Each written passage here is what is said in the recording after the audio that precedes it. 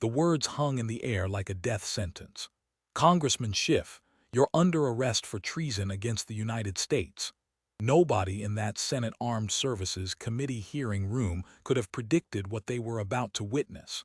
Not the reporters hunched over their laptops, not the gallery packed with veterans and Gold Star families. Not even Adam Schiff himself, who walked in that morning with the same arrogant confidence he'd carried for 8 years as the untouchable king of congressional investigations. This wasn't supposed to happen. Not to him.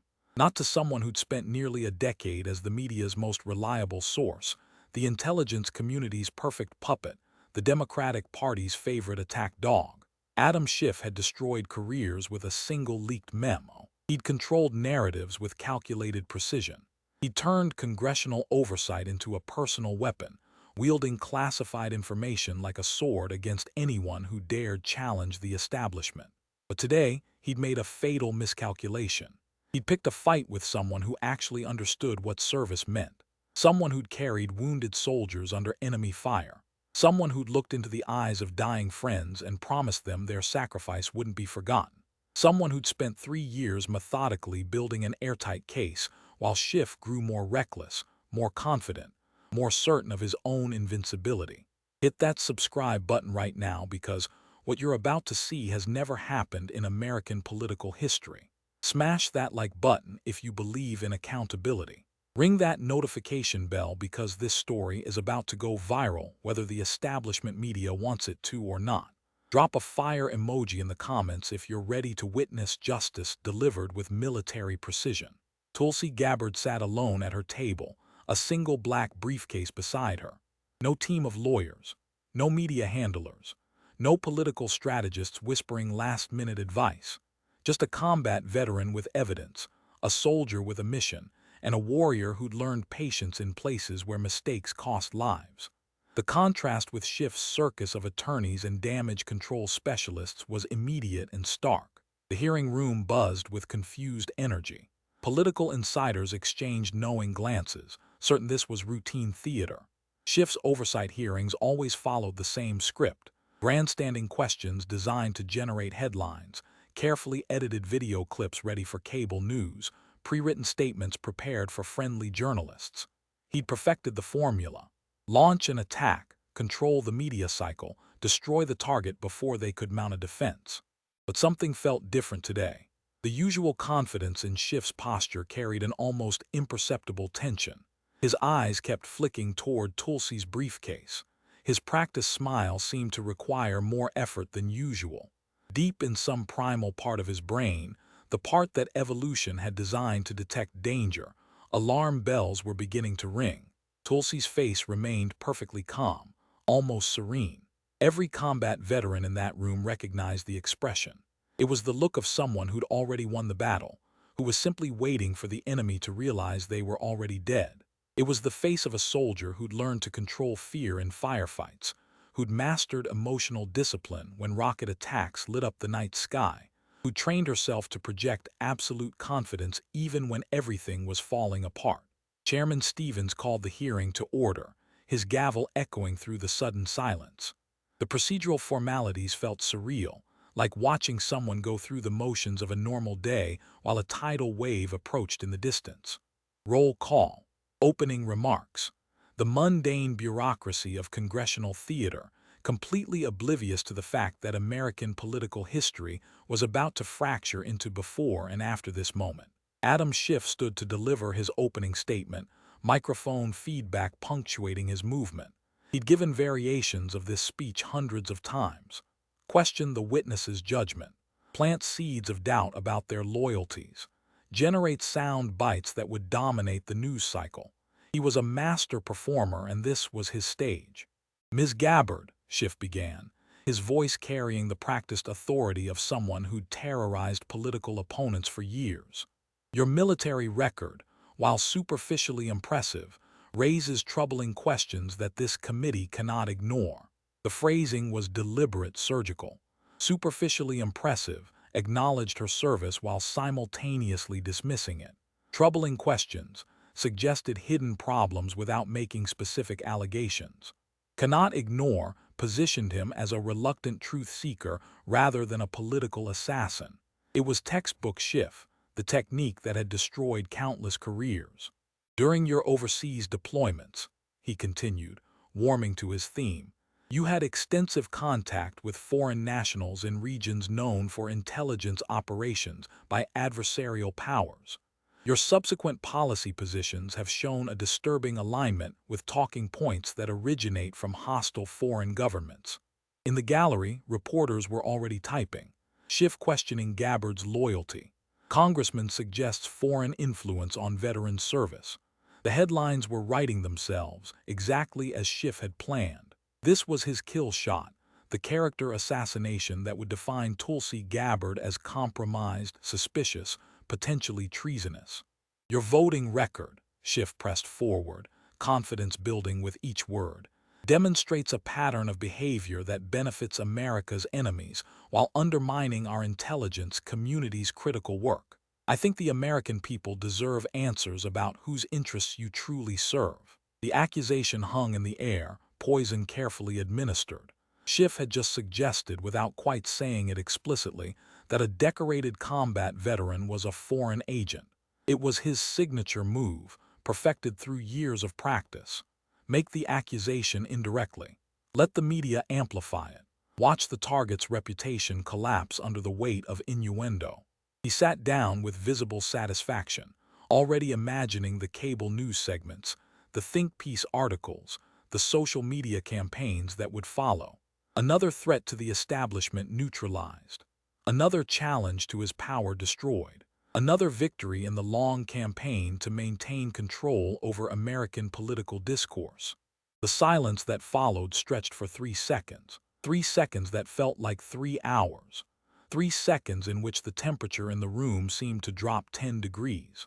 3 seconds in which everyone present suddenly became aware that something had gone very, very wrong with Schiff's carefully orchestrated plan. Tulsi Gabbard's eyes went ice cold. Not angry, not defensive, just cold, calculating, predatory. The look of someone who'd been waiting for exactly this moment, who'd predicted every word of Schiff's attack, who'd prepared for this specific opening with methodical precision. Combat veterans recognized that expression instantly. It was the look of a warrior who'd been fatally underestimated by an enemy who didn't understand they were already in the kill zone. When Tulsi spoke, her voice was quiet, steady, controlled. But underneath the calm surface, anyone who'd served in combat could hear the barely restrained fury of someone who'd been personally insulted by a coward who'd never heard a shot fired in anger. Congressman Schiff, she said, each word precise and measured, since you've chosen to question my loyalty to the United States of America, I think it's appropriate that we discuss your loyalty. Specifically, your loyalty to the Chinese Communist Party. The effect was instantaneous. Schiff's confident expression faltered just for a fraction of a second, but everyone saw it. The cameras caught it. That moment of genuine fear that flashed across his face before his political training kicked in and he tried to recover his composure. It was too late. The mask had slipped, and everyone in that room suddenly understood that they weren't watching normal congressional theater. Tulsi reached for her briefcase with slow, deliberate precision. The movement drew every eye in the chamber. She withdrew a thick folder, its cover marked with official classification stamps, Treasury Department seals, and security warnings that indicated contents of the highest sensitivity. The folder landed on her table with a heavy thud that seemed to echo through the suddenly silent room. I have here, Tulsi announced, her voice rising with moral authority, evidence of systematic treason, espionage, conspiracy to provide aid and comfort to enemies of the United States, and direct responsibility for the deaths of American military personnel. Schiff tried to laugh, but the sound came out forced, artificial, desperate. Ms. Gabbard, these wild accusations. Documentary evidence, Tulsi cut him off, her voice sharp as a blade. Financial records, intercepted communications, testimony from foreign intelligence officers, classified military assessments, and sworn statements from federal judges, FBI agents, and CIA officers who are prepared to testify that you, Congressman Adam Schiff, are one of the most devastating traitors in American history. The chamber erupted in shocked murmurs. Reporters were frantically typing, trying to capture quotes while simultaneously processing the implications of what they were hearing. This wasn't political grandstanding. This wasn't theatrical exaggeration. This was a decorated combat veteran making specific, detailed allegations backed by what appeared to be substantial documentation. Schiff's team of attorneys were whispering urgently, but he waved them off with visible irritation. He was still trying to control the situation, still believing that his years of media manipulation and political power would protect him. He didn't yet understand that the rules had changed, that the game was over, that he was facing someone who operated by a completely different code. Congressman Schiff, Tulsi continued, opening the folder with the precision of someone who'd handled countless classified briefings in war zones. Let's start with something simple and direct. Did you commit perjury before Foreign Intelligence Surveillance Act court judges? The question was surgical, devastating, impossible to deflect. Not an accusation wrapped in political rhetoric. Not an innuendo disguised as inquiry. Just a direct, yes or no question that would determine everything that followed. Schiff's entire playbook of deflection and manipulation was useless against such straightforward confrontation. Schiff's laugh was hollow, unconvincing. That's absurd, Ms. Gabbard. Everything I presented to FISA courts was based on verified intelligence from our most trusted. Verified intelligence, Tulsi interrupted, her eyebrow raising slightly. That's interesting, Congressman, because I have someone here who might disagree with your characterization. She gestured toward the chamber's secure video screen, which flickered to life. The image that appeared caused an audible gasp from everyone present. An elderly woman in judicial robes sat in what was clearly a secure government facility, her nameplate reading Hun. Rosemary M. Collier, former presiding judge, FISA Court. The presence of a FISA judge at a public congressional hearing was unprecedented, shocking, almost unthinkable. FISA court proceedings were among the most classified operations in American government. The judges who presided over these secret courts never, under any circumstances, testified publicly about their work. The fact that Judge Collier was appearing via secure video link meant that classification barriers had been lifted at the highest levels of government, that something so serious was happening that even the most sacred secrecy protocols were being overridden in service of truth. Schiff's face went completely white. All the blood drained from his features in an instant, leaving him looking almost corpse-like. His hands gripped the table edge so hard his knuckles turned bone white. For the first time in 8 years of congressional dominance, Adam Schiff looked genuinely terrified. Your Honor, Tulsi said with the respect due to a federal judge. Thank you for agreeing to testify today about the FISA applications presented by Congressman Schiff and his committee staff. Judge Collier's voice carried the weight of 3 decades on the federal bench, plus an undercurrent of barely controlled rage. Ms. Gabbard, in 30 years as a federal judge, including 7 years presiding over the FISA court, I have never witnessed such systematic, deliberate, and contemptuous perjury as I experienced in my interactions with Congressman Schiff. The words hit like hammer blows.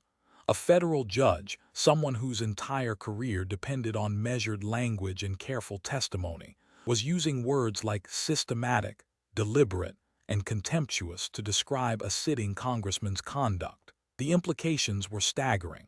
Judge Collier turned her attention directly to Schiff through the camera, her judicial authority unmistakable and terrifying. Mr. Schiff, you personally appeared before me in chambers on 4 separate occasions to present evidence supporting surveillance warrant applications. You swore an oath before me, as an officer of the court and a member of Congress, to present truthful information. You looked me in the eye and lied every single time. Schiff tried desperately to interrupt, his voice cracking with panic. Your Honor, FISA proceedings are classified. You cannot possibly. I can when the subject of those proceedings committed felonies in my courtroom. Judge Collier replied with icy precision that silenced Schiff immediately. And I will, Mr. Schiff, because you turned the Foreign Intelligence Surveillance Court into a rubber stamp for your political vendettas. The judge's testimony was methodical, devastating, and utterly damning. She described how Schiff had presented the Steele dossier as verified intelligence from multiple independent sources, swearing under oath that it had been corroborated by American intelligence agencies. She detailed how he'd concealed the fact that the dossier was opposition research funded by political opponents. She explained how he'd withheld exculpatory evidence that directly contradicted his surveillance applications. The most egregious abuse, Judge Collier continued, her voice growing harder with each word, occurred when I expressed concerns about the dossier's reliability during one of our chamber's meetings. Mr. Schiff threatened me. He told me, and I quote, "Judge, I have enough Democratic senators to force your removal from the FISA court if you don't approve these warrants. I suggest you remember that your position is not as secure as you might think." The chamber erupted in chaos.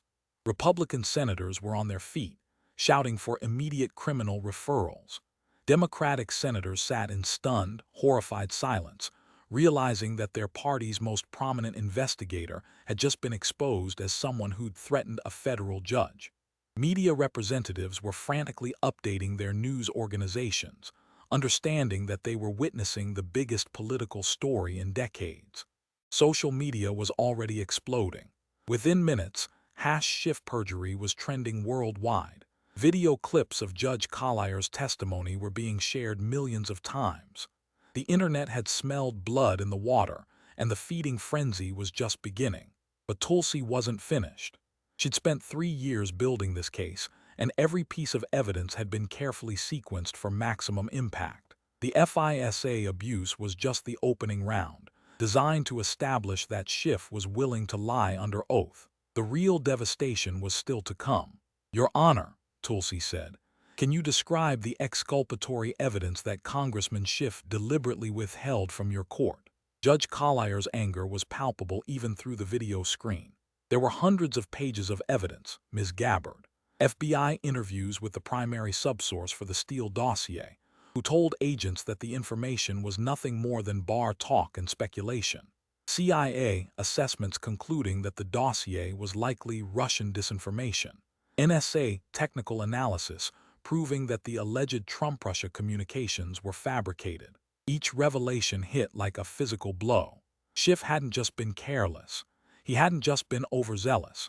He deliberately concealed evidence that would have prevented the surveillance warrants from being issued. He'd committed perjury before a federal judge in order to spy on American citizens for political purposes. Mr. Schiff had all of this evidence, Judge Collier testified, her voice shaking with suppressed fury. He knew it contradicted his applications, and he deliberately, systematically concealed it from the FISA court to obtain surveillance warrants he knew were not legally justified. Tulsi turned to the gallery. "I'd like to call Agent Sarah Chin to testify." A woman in her mid-40s approached the witness table with the composed bearing of someone who'd spent 20 years in federal law enforcement. Her FBI credentials were impeccable, her reputation beyond question. But her presence here, willing to testify against a powerful congressman, indicated courage that few federal employees possessed. "Agent Chen," Tulsi said gently, "please tell the committee about your interactions with Congressman Schiff's office regarding FISA applications." Agent Chen's voice was steady, professional, but filled with suppressed emotion. "I was the supervisory special agent responsible for the investigative team supporting FISA applications related to the Russia investigation. Over an 18-month period, I received dozens of phone calls and emails from Congressman Schiff's staff." She produced a thick folder of printed emails and internal FBI memos. "These communications directed me, repeatedly and explicitly, to focus investigative reports on incriminating evidence while omitting contradictory information.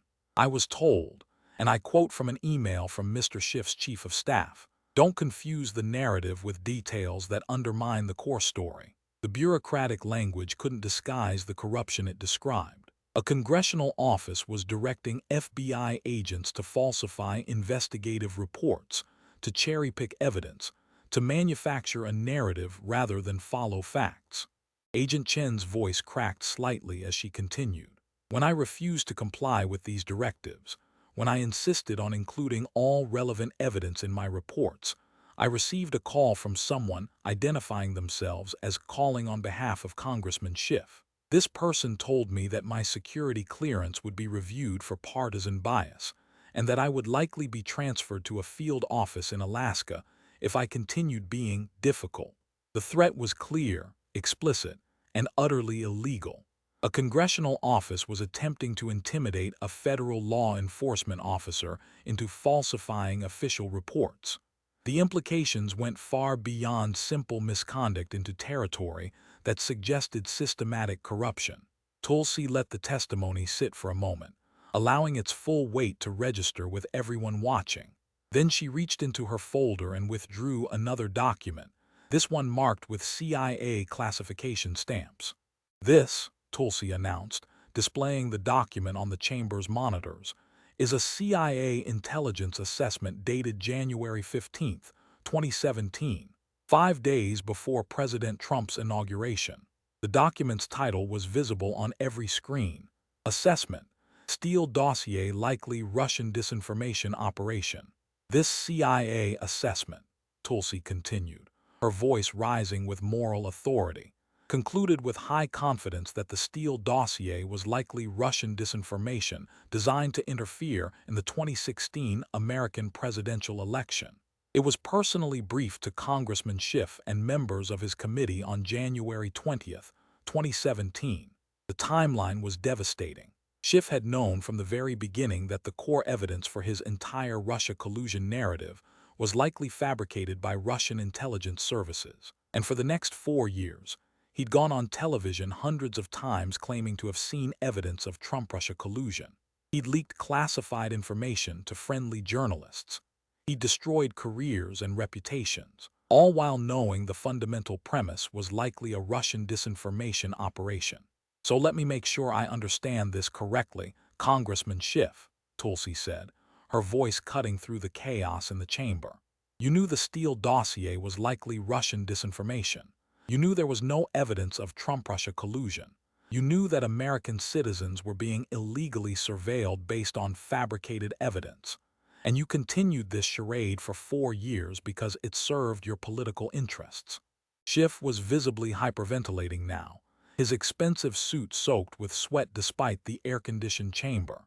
His hands shook as he tried to formulate a response, his political training completely failing him under the weight of documented evidence.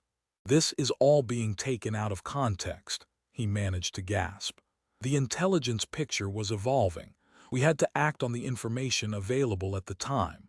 "The information available," Tulsi replied with cold precision, "included definitive CIA assessments that you were perpetrating a hoax on the American people. The only thing that evolved, Congressman, was your willingness to lie to protect your political power." The first round was over, and Schiff was already bleeding badly. His carefully constructed reputation as a defender of American democracy was in ruins. His credibility as an intelligence overseer was destroyed. His personal integrity was shattered beyond repair. But Tulsi's expression made it clear that this was just the beginning. She reached for her second folder, this one marked "Election Interference" in bold red letters. "We're going to take a 15-minute recess," Chairman Stevens announced, his voice shaky with shock at what he just witnessed. "When we reconvene, we'll continue with Ms. Gabbard's presentation." As the hearing room emptied for the break, Schiff sat hunched at his table, surrounded by frantically whispering attorneys. But even his expensive legal team seemed to understand that they were dealing with something unprecedented. This wasn't a political witch hunt that could be dismissed with procedural objections. This was a military operation, executed with precision by someone who'd learned patience and planning in places where mistakes cost lives. In a side room, Schiff's lead attorney was brutally honest. "Congressman, we need to seriously consider negotiating some kind of immunity deal. This is moving beyond congressional oversight into criminal territory." But Schiff, still clinging to the arrogance that had protected him for 8 years, refused to accept reality. "I can handle some military show-off with a folder full of documents. This is political theater. It'll blow over." His attorney exchanged glances with the other lawyers. They all knew better. They'd all seen the evidence Tulsi had presented. They'd all recognized the meticulous preparation, the prosecutorial quality of her documentation, the systematic way she was building a case that could withstand any legal challenge. "Sir," the attorney tried again, "Judge Collier's testimony alone is grounds for criminal perjury charges. The FBI agent's statement supports obstruction of justice, and we haven't even gotten to whatever else is in those other folders." But Schiff waved them off, still believing that his political connections, his media relationships, his status as a Democratic Party hero would somehow protect him. He didn't understand that he was facing someone who didn't care about political connections, who'd built her case to be impervious to media manipulation, who'd ensured that every piece of evidence could withstand the most rigorous legal scrutiny. When the hearing reconvened, Tulsi sat calmly at her table. The second folder was positioned prominently in front of her, its title visible to the cameras: Election Interference Conspiracy. "Congressman Schiff," Tulsi began as order was restored, "let's discuss the 2020 presidential election. Specifically, let's talk about your role in suppressing information that could have changed the outcome of that election." Schiff straightened in his chair, trying to project a confidence he clearly didn't feel. "I'm proud of my work protecting American democracy from foreign disinformation campaigns." "Foreign disinformation," Tulsi's eyebrow raised slightly. "Interesting choice of words, Congressman, because the evidence I have here suggests that the real disinformation campaign was being run from your congressional office." She opened the folder with deliberate precision, withdrawing what appeared to be phone records, text message transcripts, and communication logs. "Do you remember the letter signed by 51 former intelligence officials claiming that Hunter Biden's laptop had all the classic earmarks of a Russian information operation?" Schiff's confidence returned slightly. "Of course.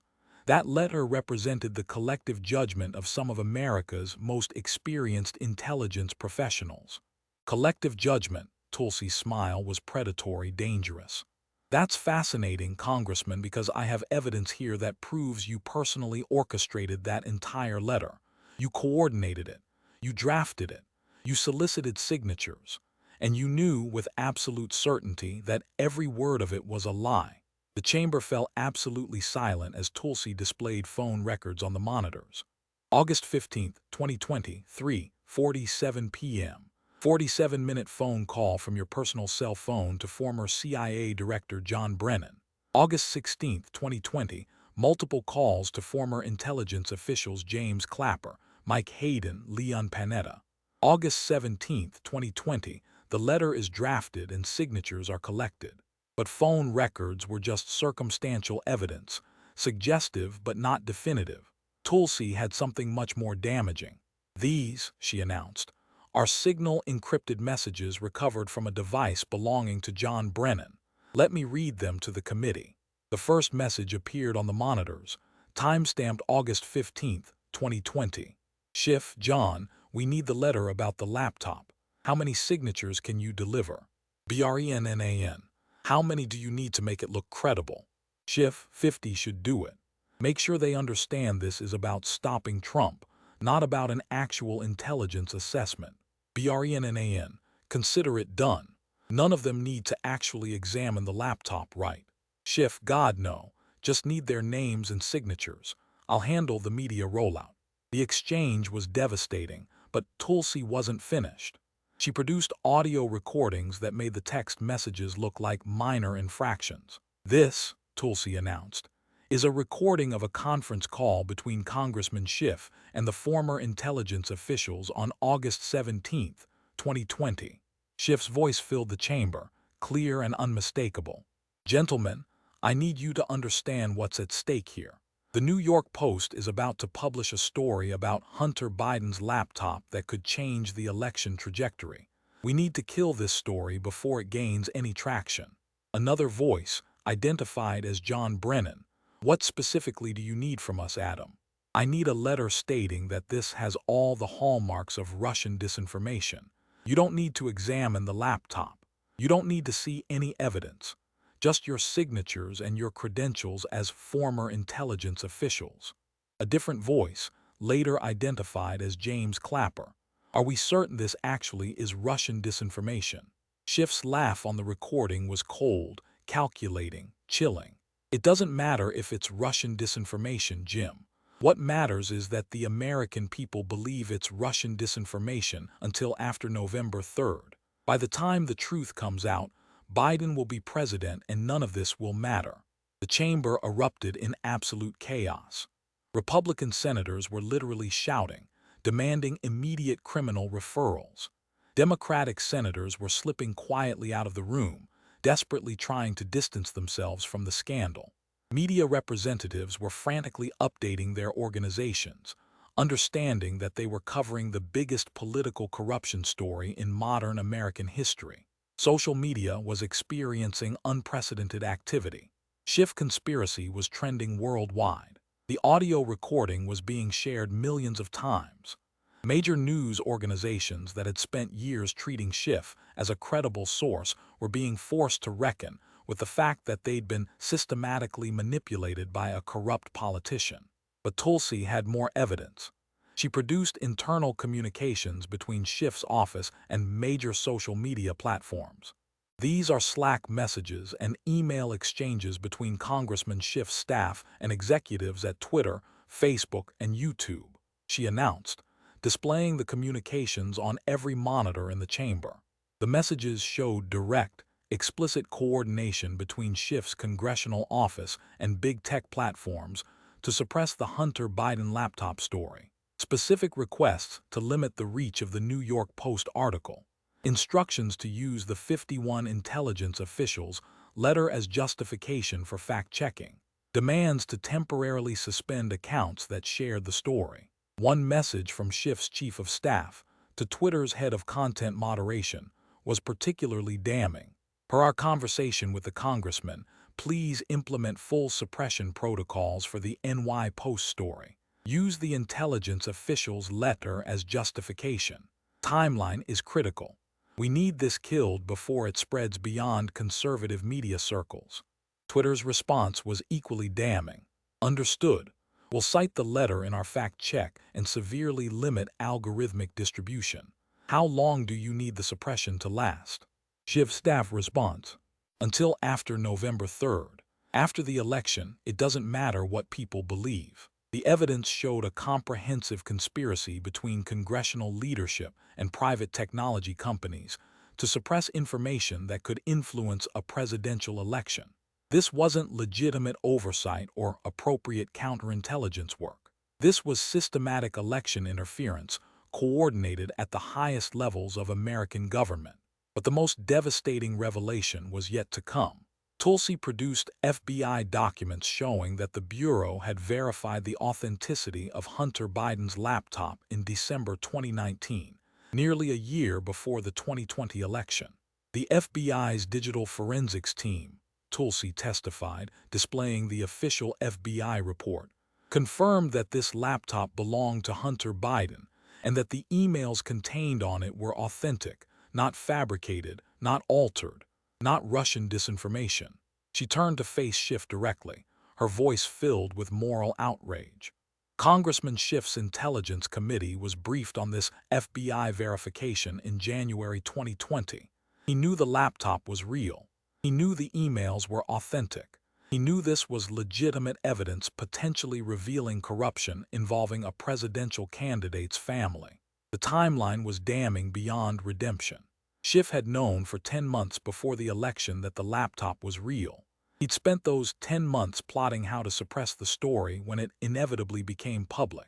He'd orchestrated the intelligence officials' letter specifically to provide cover for media outlets and social media platforms to dismiss the story as Russian disinformation. You didn't just lie to the American people, Congressman Schiff, Tulsi said, her voice rising with indignation. You orchestrated a massive disinformation campaign to hide legitimate information from voters during a presidential election. You used your position as Intelligence Committee chairman to manipulate the outcome of an American presidential election. The implications were staggering. Post-election polling data showed that knowledge of the laptop's contents would have influenced enough voters to potentially swing key battleground states. Schiff's conspiracy might have literally changed the outcome of the 2020 presidential election. Schiff tried one last desperate defense. "I was protecting American democracy from foreign interference." "You were the foreign interference," Tulsi shot back. "You were working with former officials who had financial ties to Chinese intelligence services. You were suppressing information that American voters deserve to know. You weren't protecting democracy, Congressman. You were subverting it." Round two was over, and Schiff's credibility was completely obliterated. He'd been exposed as the architect of a massive election interference conspiracy involving former intelligence officials, social media companies, and mainstream media outlets. The chamber was still in chaos when Tulsi reached for her third folder. This one marked "Classified Intelligence Betrayal," with security warnings covering nearly every page. "Now, Congressman," she said with quiet, terrifying intensity, "let's talk about the American soldiers who died because of your intelligence leaks." The atmosphere in the chamber shifted immediately. Election interference was a political crime, serious but abstract. Intelligence leaks that cost American lives was something else entirely. This was approaching war crimes territory, and everyone in the room suddenly understood that they were about to witness testimony that would be almost unbearable to hear. Tulsi opened the folder with the deliberate precision of someone who'd handled classified materials in combat zones, where operational security meant the difference between life and death. "Congressman Schiff," she began, her voice carrying the weight of personal loss, "let's discuss your committee's relationship with the media. Specifically, let's talk about classified information that somehow found its way into newspaper articles within hours of your committee receiving classified briefings." Schiff tried to project confidence, but his earlier composure had been shattered. "All of my interactions with the media were within appropriate guidelines." "Appropriate guidelines," Tulsi interrupted, her voice dripping with contempt. "That's interesting, Congressman, because I have evidence here that suggests your committee was the primary source for virtually every major classified leak between 2017 and 2021. She displayed a comprehensive forensic analysis conducted by the NSA's Counterintelligence Division. The document traced classified leaks to their sources using technical methods that were themselves classified. The correlation was undeniable and damning. "December 15, 2016, Tulsi read from the timeline. "Your committee receives a classified briefing on Russian cyber capabilities." December 16, 2016, The Washington Post publishes a detailed article on Russian cyber operations using information that could only have come from that specific briefing. The pattern continued across dozens of incidents. Every major classified leak corresponded to a briefing received by Schiff's committee, usually within 24 to 48 hours. March 8, 2017, classified briefing on Middle East intelligence operations. March 9, 2017, CNN reports on operational details that compromise ongoing activities. May 12, 2017, briefing on counterterrorism activities in Pakistan.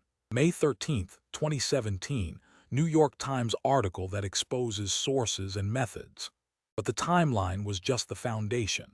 Tulsi produced phone records showing direct communication between Schiff's personal cell phone and journalists at major news outlets, often within minutes of classified briefings ending.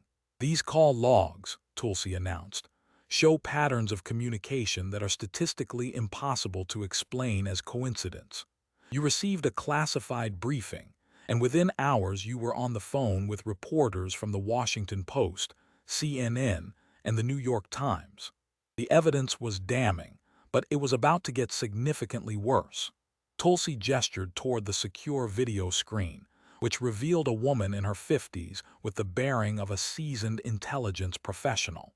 "Ladies and gentlemen, I'd like you to meet Rebecca Martinez, a senior operations officer with the Central Intelligence Agency." The appearance of an active CIA officer at a public congressional hearing was almost unprecedented. Agency personnel rarely testified publicly about operational matters, and their willingness to break cover indicated that what they had to say was of critical, overwhelming importance. "Officer Martinez," Tulsi said respectfully, "thank you for your courage in coming forward. Please tell the committee about the consequences of the intelligence leaks we've been discussing." Martinez's voice was steady but filled with barely controlled emotion. "Over the past 6 years, our agency has lost more foreign intelligence assets than in any comparable period since the Cold War. These assets were people who risked their lives to provide intelligence to the United States.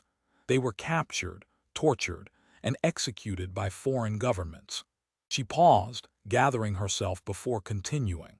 "In every single case, their exposure can be traced directly to classified information that appeared in American media reports. Information that revealed operational details, asset locations, communication methods, and intelligence collection techniques. The human cost was staggering, but Martinez wasn't finished. "I'm here today because I can no longer remain silent about the systematic compromise of American intelligence operations through congressional leaks. These weren't accidents. These weren't inadvertent disclosures. These were deliberate, calculated leaks designed to serve political purposes, with complete disregard for the lives they would cost." Tulsi leaned forward. "Officer Martinez, can you provide specific examples of operations that were compromised?" Martinez's recitation was methodical and devastating. "Operation Nightingale, a network of assets providing intelligence on Iranian nuclear activities. Compromised in March 2018 after operational details appeared in a Washington Post article citing congressional sources. 7 assets were executed by Iranian intelligence within 2 weeks. Operation Sandstorm, intelligence collection on ISIS leadership in Syria. Blown in June 2019 after a CNN report revealed operational parameters that could only have come from classified briefings. 12 assets were captured and killed. Operation Crosswind, penetration of Russian intelligence services. Destroyed in September 2020 after a New York Times article exposed the operation's scope and methods. Our primary asset was found dead in a Moscow apartment 3 days after the article was published. Each revelation was more devastating than the last, but the most personal testimony was yet to come." Martinez's voice cracked as she continued. "But the operation that affected me most personally was Operation Goldfinch, our intelligence network in Afghanistan providing information on Taliban leadership and operational plans." She displayed photographs of Afghan nationals who had worked with American forces. "These were brave men and women who risked everything to help American soldiers. They provided critical intelligence that saved countless American lives." Martinez's composure finally broke. In August 2021, just weeks before the withdrawal, details of this network appeared in multiple media reports. The Taliban used this information to systematically hunt down and execute our assets and their families. 23 people murdered because classified information appeared in American newspapers. Tulsi's own military experience made this testimony particularly devastating. She'd worked with Afghan interpreters and intelligence assets during her deployments, building relationships with people who trusted America to protect them. "Officer Martinez," Tulsi said gently, "you mentioned that these leaks initially saved American lives but ultimately cost them. Can you explain?" "The intelligence from our Afghan network revealed Taliban plans for attacks on American forces. This information, when properly handled through classified channels, allowed our military to avoid ambushes and protect our soldiers. But when details of the network appeared in press reports, the Taliban not only eliminated our sources, but used the exposed information to set more effective traps for American forces." She displayed operational reports showing increased American casualties following specific leaks. "After each major press disclosure of operational intelligence, we saw corresponding increases in effective enemy action against American forces. The leaked information helped our enemies understand our collection methods and operational patterns, making their attacks more successful. The implications were horrifying. Schiff's leaks had provided short-term political benefits by embarrassing the administration, but they'd ultimately cost American lives by exposing sources and methods to enemies. Tulsi's voice took on a different quality, harder, more focused, carrying the weight of personal loss. Officer Martinez, I want to ask you about a specific operation in Syria, June 2019. Operation Desert Rose. Martinez's face went pale. That operation is still classified.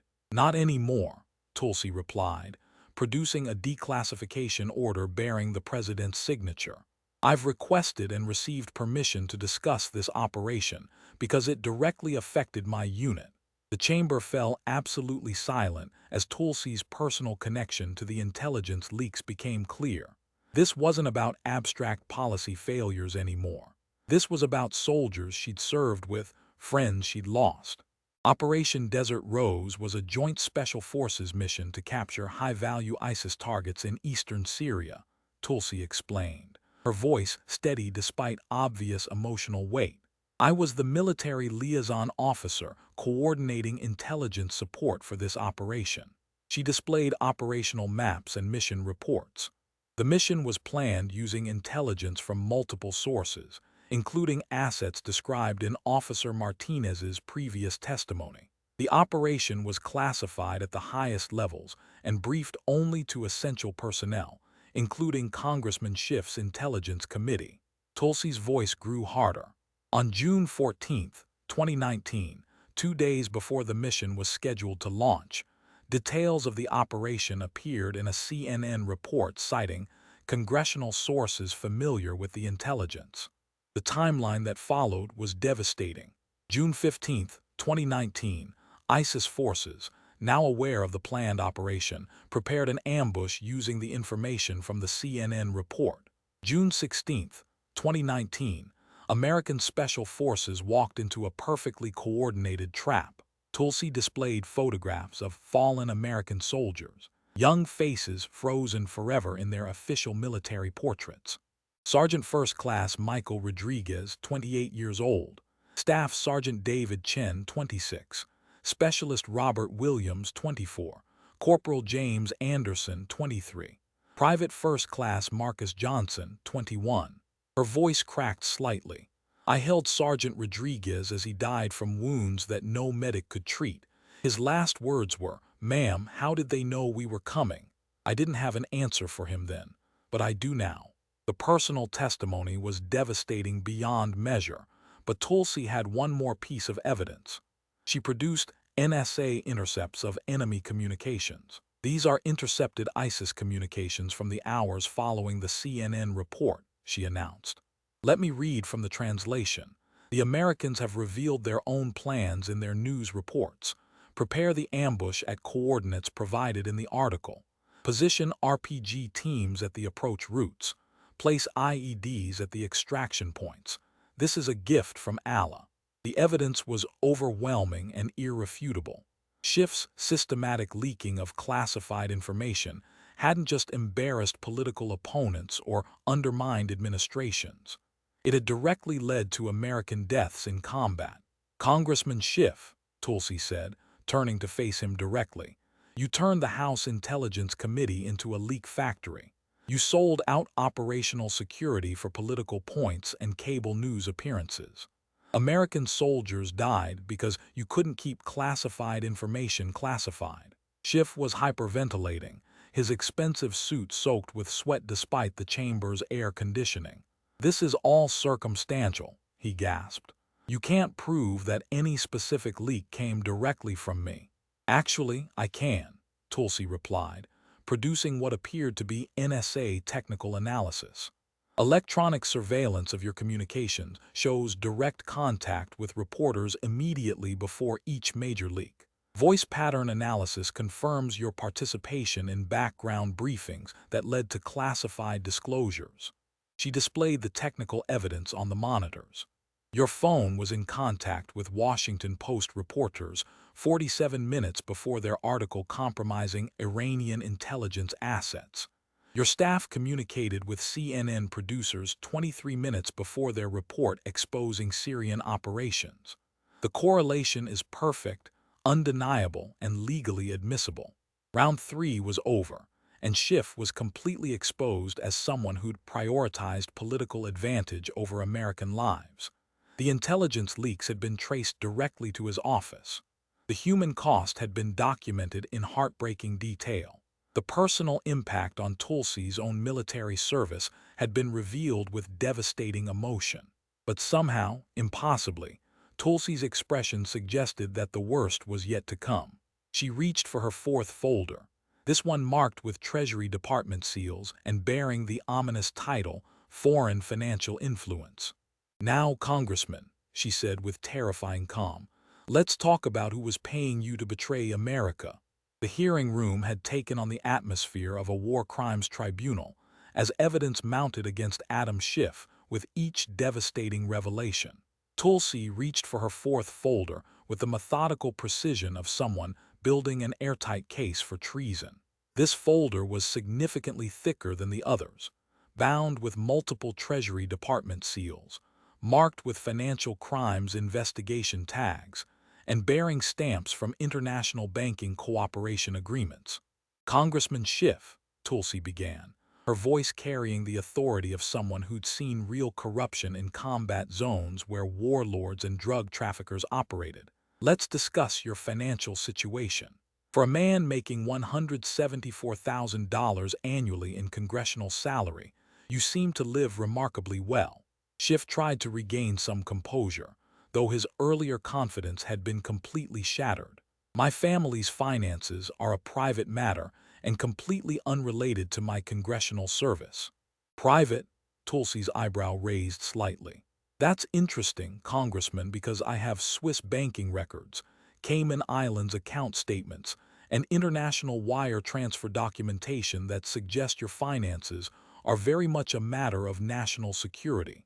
She opened the folder to reveal comprehensive financial forensic analysis conducted by Treasury Department investigators, bearing seals from FinCEN, the IRS Criminal Investigation Division, and multiple federal agencies.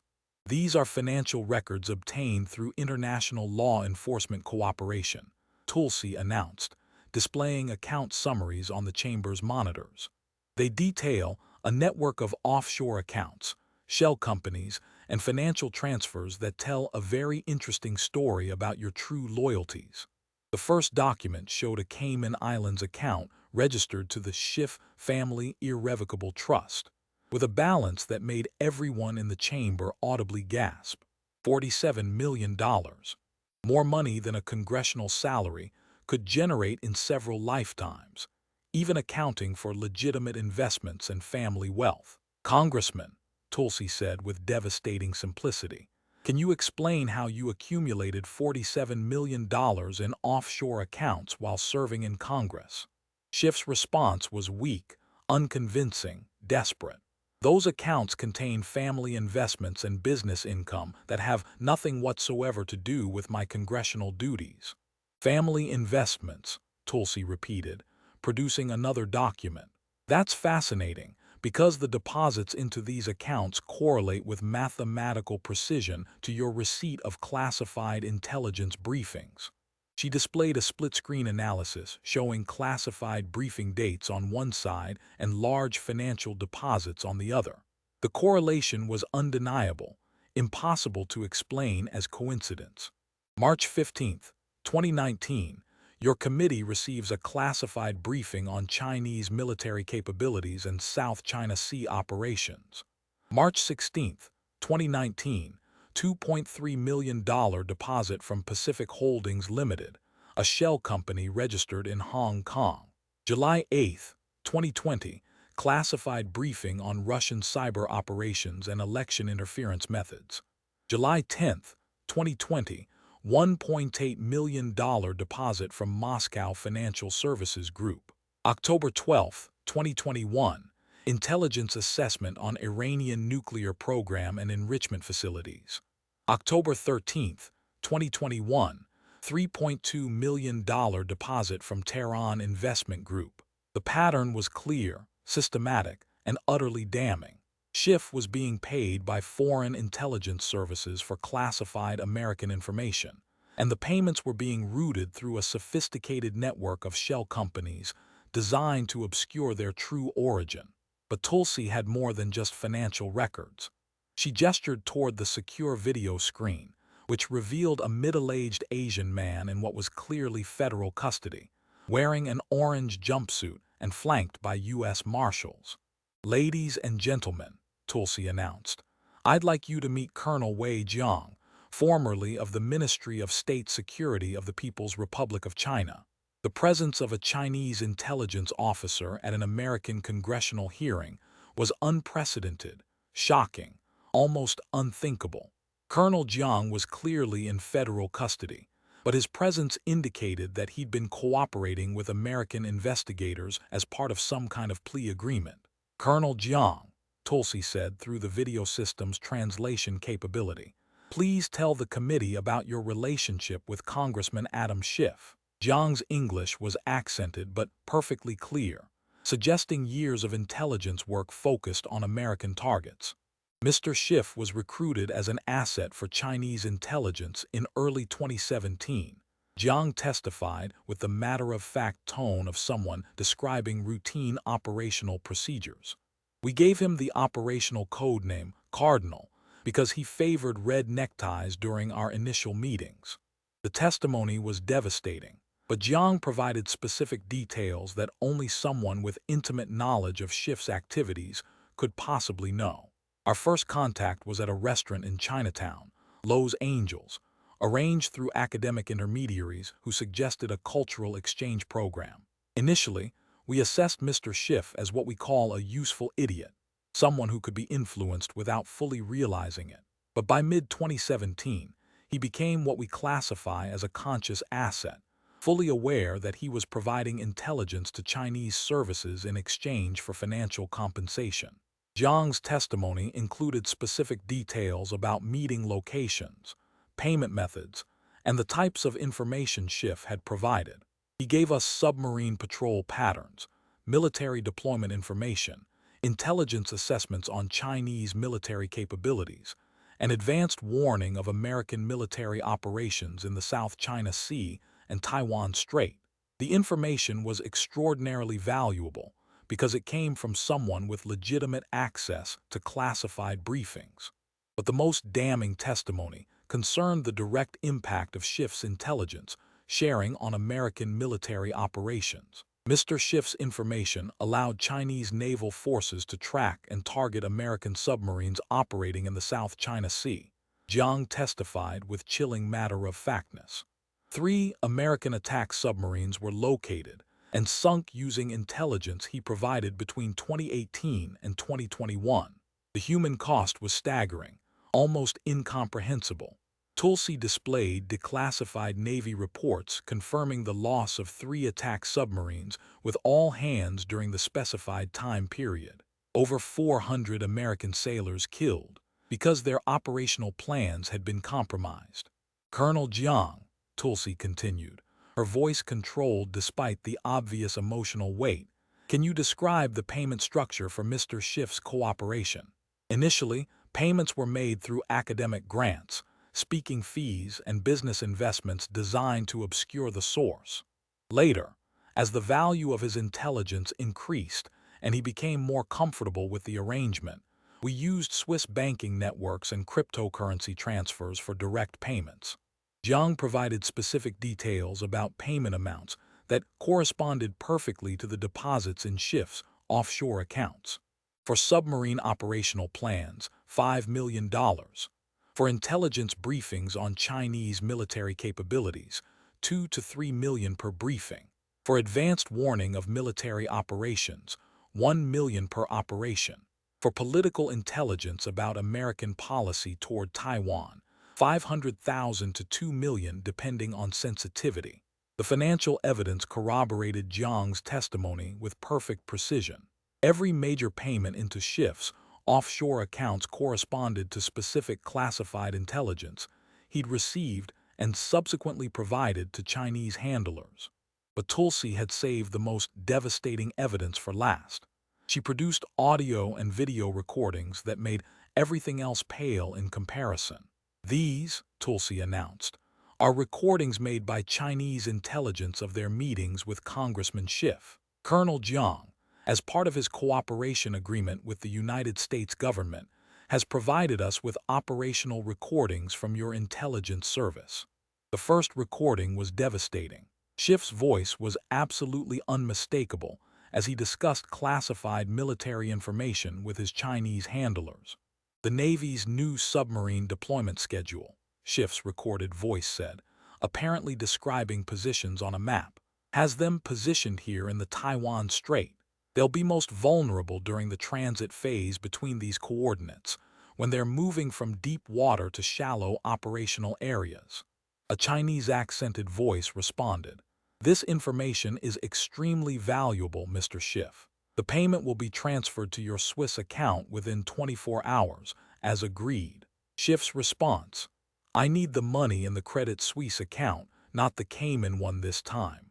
My wife is starting to ask questions about the unusual deposits, and I need the funds more distributed."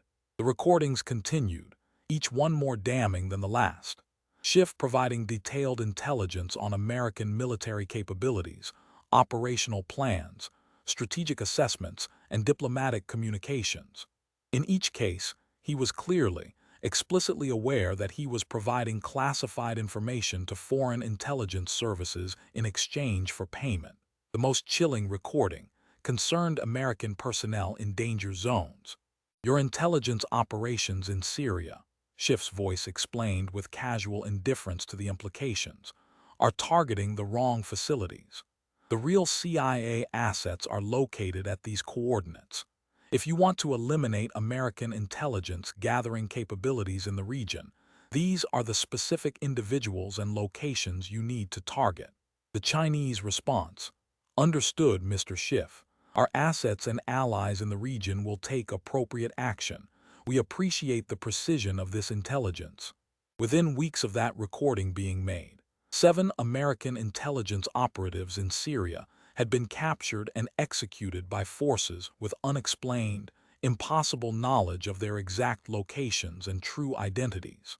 "Congressman Schiff," Tulsi said, her voice filled with moral authority that seemed to physically fill the chamber, "these recordings prove beyond any possible doubt that you weren't just carelessly leaking information for political purposes. You were actively, deliberately, systematically working as a paid agent of Chinese intelligence, providing information that directly led to the deaths of American military personnel and intelligence officers." Schiff was now completely catatonic, staring blankly ahead, his mind apparently having shut down completely to protect itself from the overwhelming weight of evidence. His attorneys were frantically whispering among themselves, but he seemed unable to hear them or respond to their guidance. But Tulsi wasn't finished. She produced evidence showing the broader network of corruption involving Schiff's entire family. "Your wife's art gallery," Tulsi continued, "which suddenly began selling paintings to Chinese collectors for 10 to 20 times their reasonable market value. Your son's graduate education at Stanford, funded by a Chinese scholarship program that somehow selected him despite mediocre academic credentials.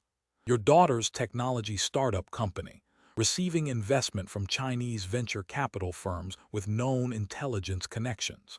The evidence showed that Schiff's entire family had been incorporated into the financial network supporting his intelligence betrayal.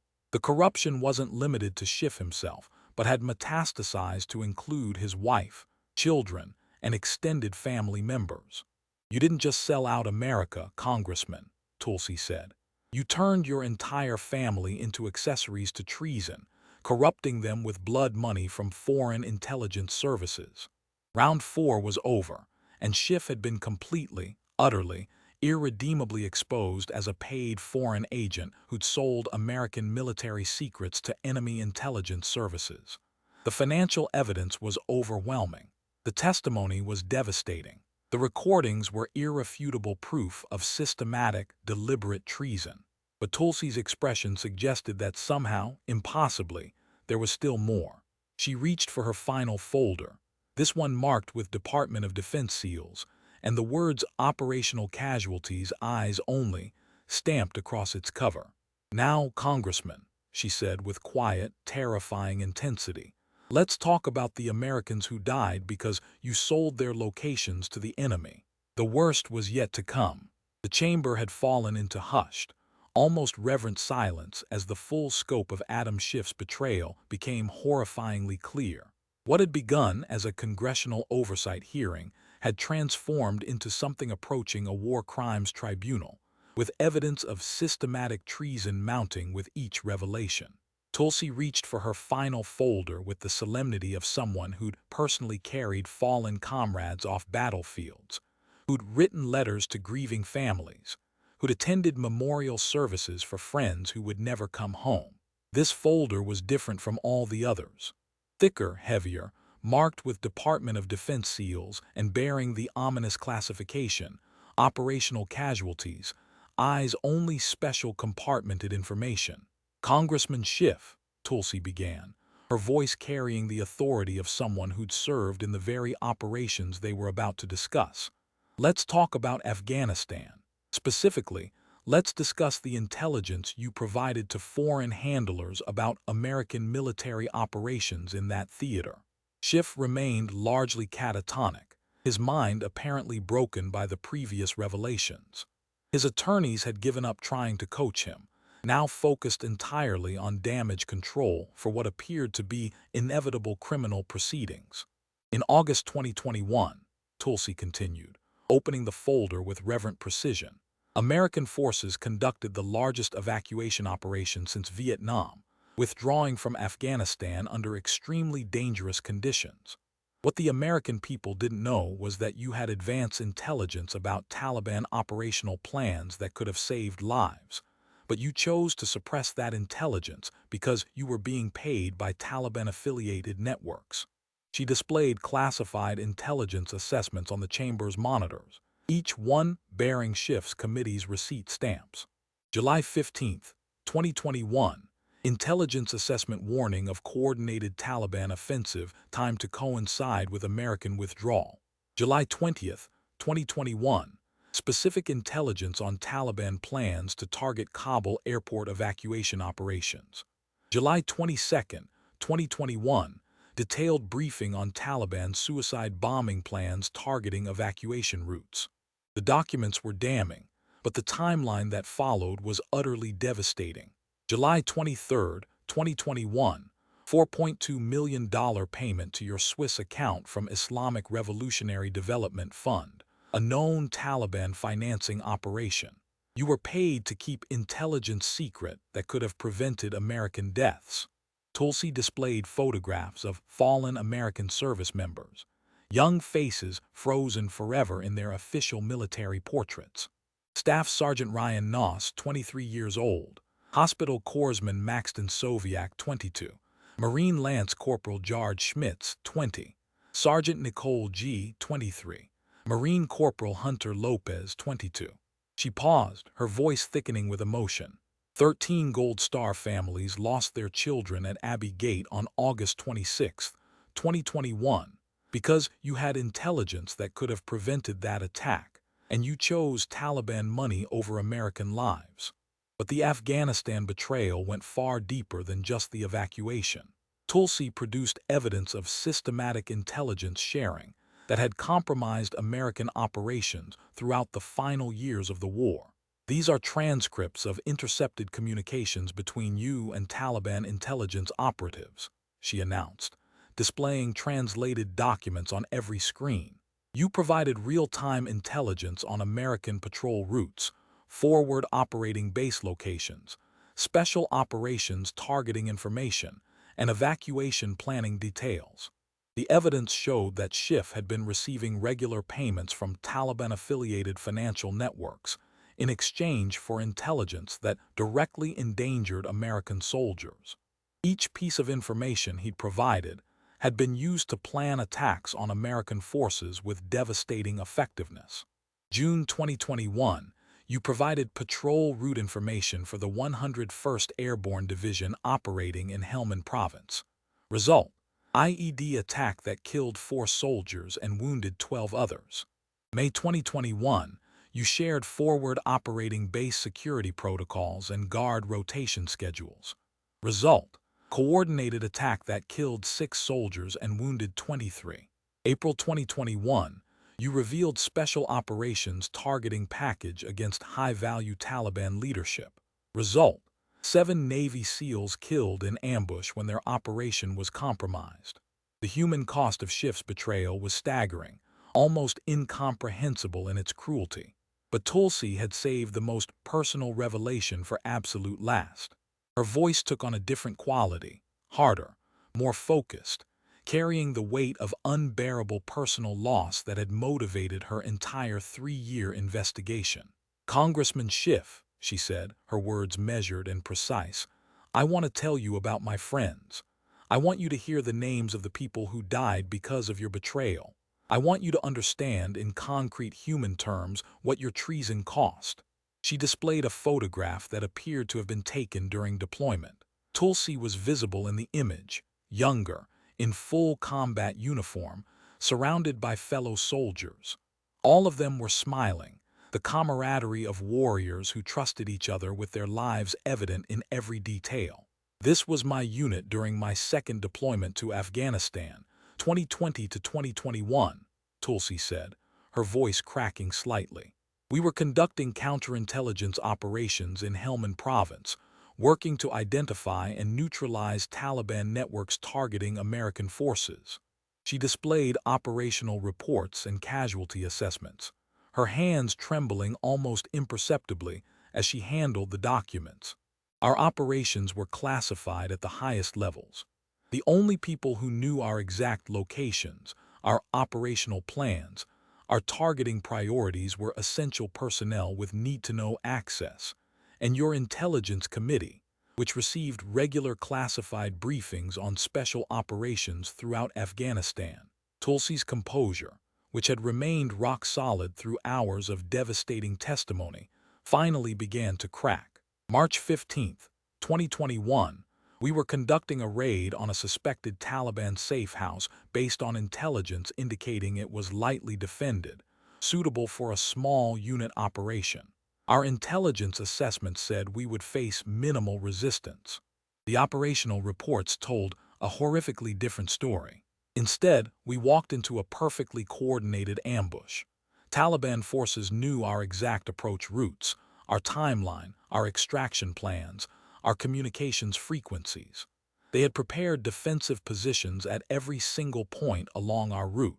They knew exactly where we would be and exactly when we would be there."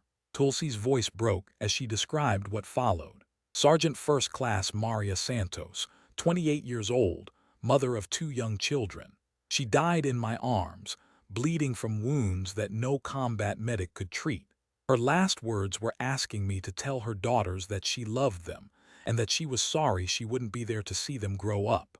Tears were streaming down Tulsi's face now, but her voice remained steady, determined to speak truth about her fallen friends. Staff Sergeant James Mitchell, 26, married just 3 months before deployment. He was killed by an IED placed precisely where our operational intelligence had assured us the route was completely clear. Corporal David Kim, 23 years old, 3 months into his first combat deployment, shot by a Taliban sniper who was positioned exactly where our intelligence said no enemy forces would be located. The photographs of the fallen soldiers appeared on every monitor, young American faces that would never age, families that would never be whole again. 7 soldiers from my unit died that day, Tulsi said, her voice now filled with barely controlled rage. 7 American patriots killed because someone had sold our operational plans to the Taliban. 7 families destroyed because classified information was treated like a commodity to be traded for personal profit. She displayed financial record showing payments to Schiff's accounts that corresponded exactly to the timing of her unit's compromised operations. March 16, 2021, one day after my friends died bleeding in Afghan dirt, $3.7 million was deposited into your Swiss account from Taliban financing networks. You got paid the day after my friends were killed using intelligence you provided. The evidence was overwhelming, deeply personal, and utterly damning. Schiff hadn't just betrayed abstract American interests. He'd sold out specific soldiers, real human beings with names and faces and families, warriors who'd trusted their government to protect operational security.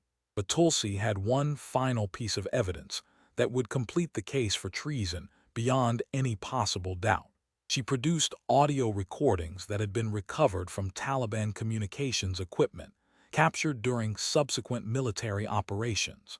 These are recordings of Taliban operational planning sessions discussing intelligence received from their American source, Tulsi announced. Voice analysis conducted by NSA technical experts has confirmed that the person providing this information is you, Congressman Adam Schiff. The recording was chilling, horrifying, almost beyond comprehension. Schiff's voice, speaking in broken but understandable Arabic learned during congressional visits to the Middle East, was clearly audible, providing detailed information about American military operations. The American unit will approach from the north at 0300 hours. Schiff's recorded voice explained with casual indifference to the murder he was orchestrating. They expect light resistance based on intelligence assessments we've provided to them.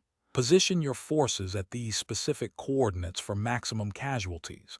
Use RPGs at the choke points I've identified. A Taliban commander's voice responded.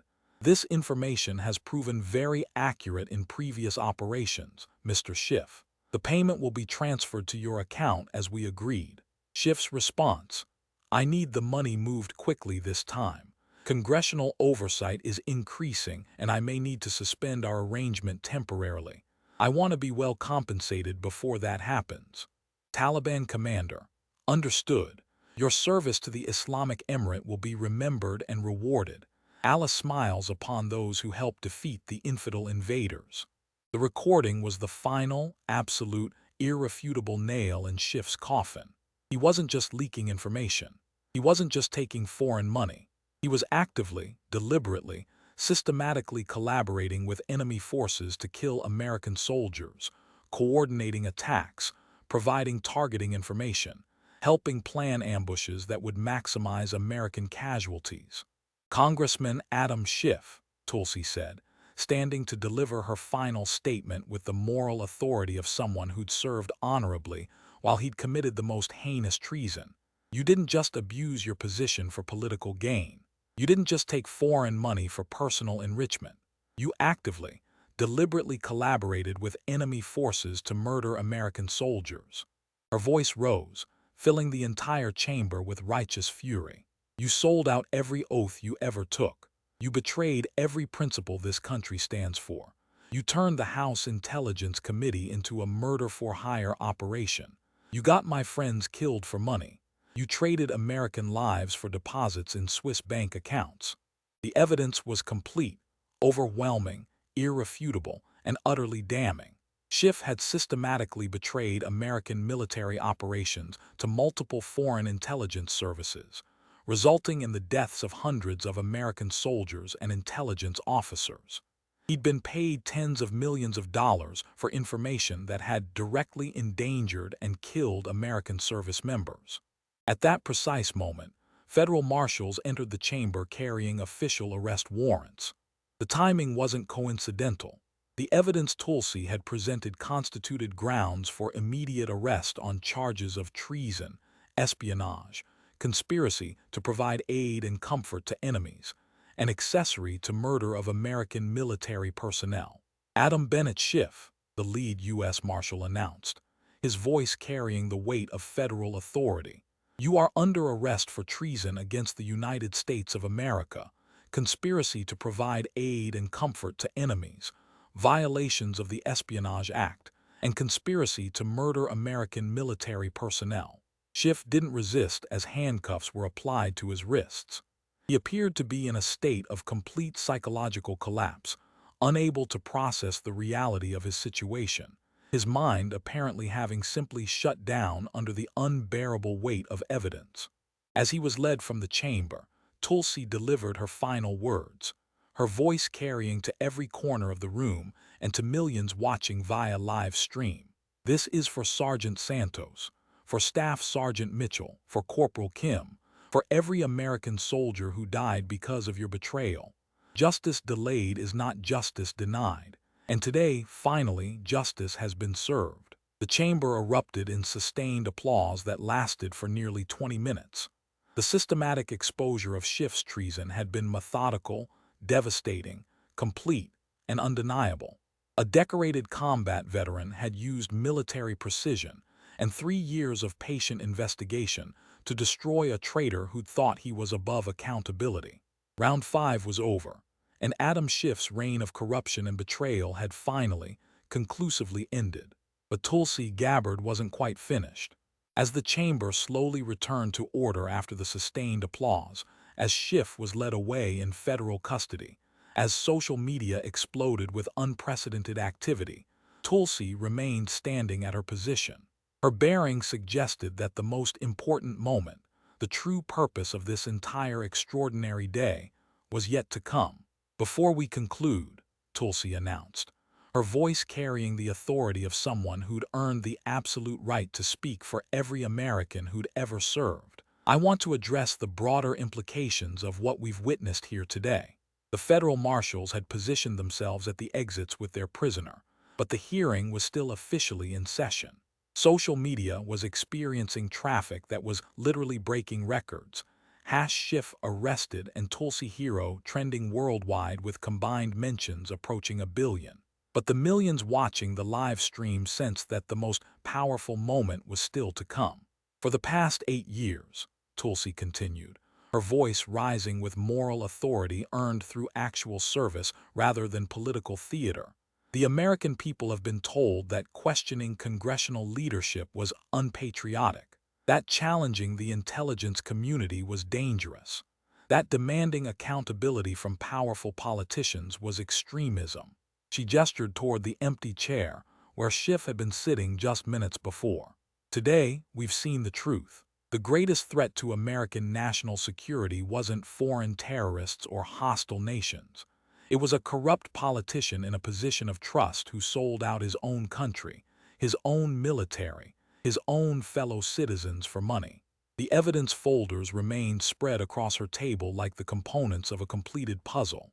Each one had revealed a different aspect of Schiff's systematic, comprehensive betrayal. But together, they painted a picture of corruption that had infected the highest levels of American government for nearly a decade. The FISA court abuse, the election interference, the classified intelligence leaks, the foreign payments, the combat deaths, Tulsi said, her voice taking on the cadence of someone delivering a speech that would be remembered for generations. These weren't separate scandals. These weren't isolated incidents. They were all part of a single, coordinated, systematic betrayal of everything America stands for. She turned to address the gallery where Gold Star families, veterans organizations, and intelligence officers who'd risked their careers to speak truth were seated. This investigation wouldn't have been possible without the courage of patriots who chose country over career, truth over convenience, honor over self-interest. The FISA judges who broke decades of judicial silence. The FBI agents who risked their pensions to expose corruption. The CIA officers who violated their oaths of secrecy to protect American lives. The military personnel who honored their fallen comrades by demanding justice. The chamber had taken on the atmosphere of a memorial service, as Tulsi spoke about the human cost of Schiff's betrayal. "But most importantly," she continued, her voice thickening with emotion, "this was for the Americans who died because classified information was treated like political currency, because operational security was sacrificed for personal profit, because their government failed to protect them from a traitor in a position of trust."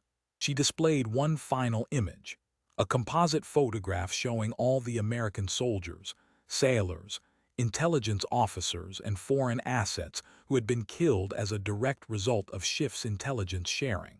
Hundreds of faces representing hundreds of families destroyed, hundreds of futures stolen, hundreds of lives traded for deposits in offshore accounts. Sergeant Santos, who died in my arms asking me to tell her children she loved them. The CIA assets executed in foreign prisons after their identities were exposed. The Navy sailors lost when Chinese forces sank their submarines using stolen intelligence. The Special Forces operators killed in ambushes planned with leaked operational details. The Marines killed at Abbey Gate when intelligence that could have prevented the attack was suppressed. Her voice cracked with genuine emotion that no political speech could ever manufacture. These people didn't die for democracy or freedom or any noble cause. They died because Adam Schiff valued Chinese money and Taliban payments more than American lives. They died because someone they trusted to protect them chose personal enrichment over sacred duty. The silence in the chamber was absolute, profound, reverent. Even the media representatives had stopped their frantic typing to listen to words that carried the weight of ultimate moral authority. Today, we've proven something that many Americans had begun to doubt, Tulsi said, her voice rising to its conclusion. We've proven that military precision beats political theater, that authentic service trumps manufactured credibility. That truth, no matter how long it takes to emerge always, eventually defeats lies. Tulsi's closing statement built to a crescendo that captured the fundamental meaning of what had just occurred. That would be quoted in history books for generations. For 8 years, Adam Schiff terrorized American politics with investigations, accusations, and character assassinations. He weaponized the intelligence community against his political enemies while protecting the real enemies of America. He controlled narratives, destroyed careers, and corrupted institutions that were supposed to serve the American people. Her voice grew stronger, more powerful, filled with righteous conviction. But he made one fatal mistake, one miscalculation that brought down his entire empire of corruption. He attacked a combat veteran who'd actually sworn the same oath he'd taken, and who'd kept that oath even when it meant risking her life in service to this country. The standing ovation began slowly, building like a wave approaching shore, then crescendoing into a thunderous expression of catharsis that lasted nearly 25 minutes. Republicans, Democrats, gallery observers, and even some media representatives were on their feet, applauding not just Tulsi's performance, but the restoration of accountability to American government, the vindication of every veteran who'd ever served honorably, the validation of every American who'd continued to believe that truth and justice could still prevail. When the applause finally subsided, Tulsi delivered her final words with quiet intensity of someone who'd accomplished a mission of historic importance.